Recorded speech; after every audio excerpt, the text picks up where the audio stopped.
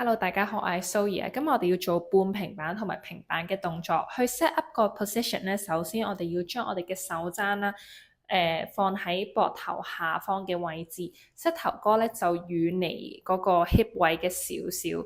咁我哋做嘅時候咧，要 engage 我哋嘅 core，收緊我哋嘅核心肌肉啦。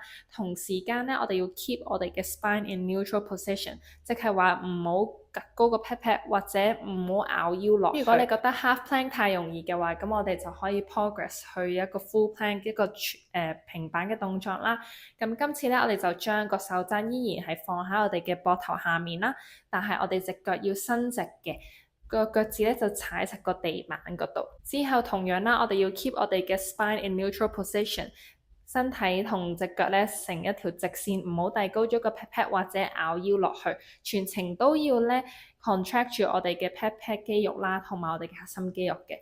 今日就講到嚟呢度先啦，我哋下條片再見啦，拜。